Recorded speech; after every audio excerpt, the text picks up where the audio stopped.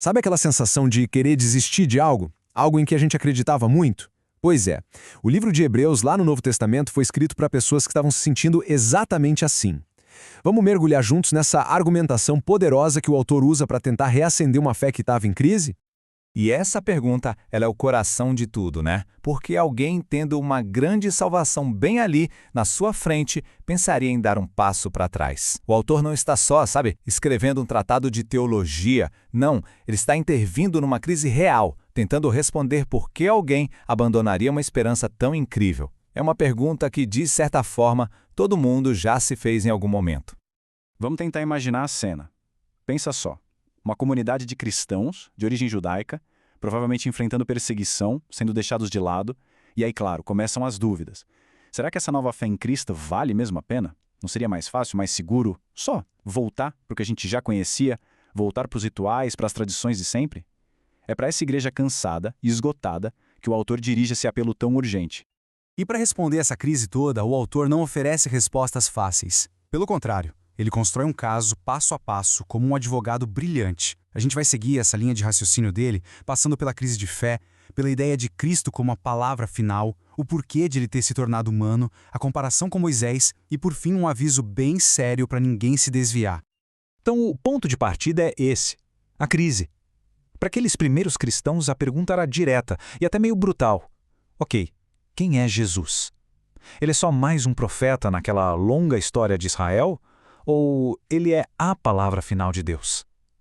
Porque, pensa bem, se ele não for a revelação definitiva, então talvez a ideia de voltar para a segurança das tradições antigas não parecesse tão absurda assim. E é exatamente aqui que o autor começa a construir a resposta dele, que é uau, demolidora. Antes de falar de qualquer outra coisa, o primeiro passo é estabelecer, sem sombra de dúvida, quem Cristo é e qual a sua autoridade. A ideia é mostrar que ele não é só parte da mensagem. Não, ele é a mensagem final. Pensa nisso como um quebra-cabeça. O autor de Hebreus argumenta que as revelações de Deus no passado, através dos profetas, eram como peças.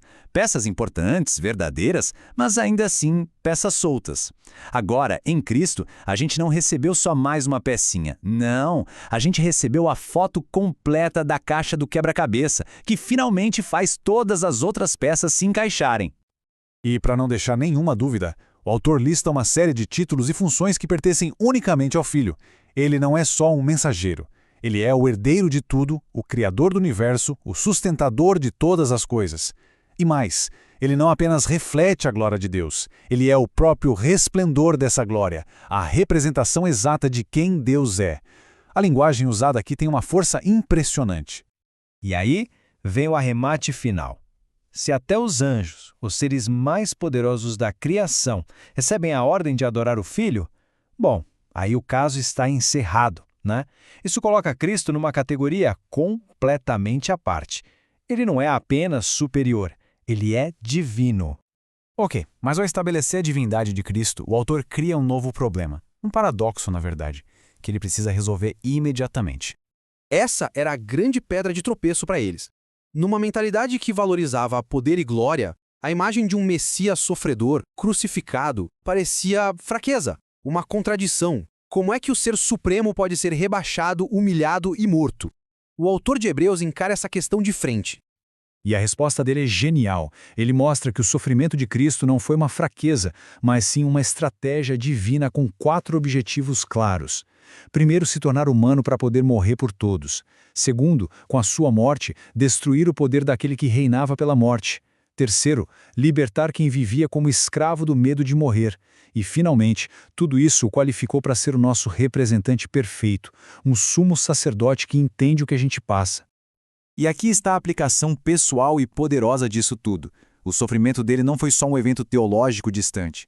Tornou-se a nossa fonte de socorro. Porque ele enfrentou a tentação e sofrimento como um de nós. Ele é capaz de ajudar de forma real, com empatia, quando passamos pelas mesmas lutas. A humanidade dele se torna a nossa maior fonte de esperança.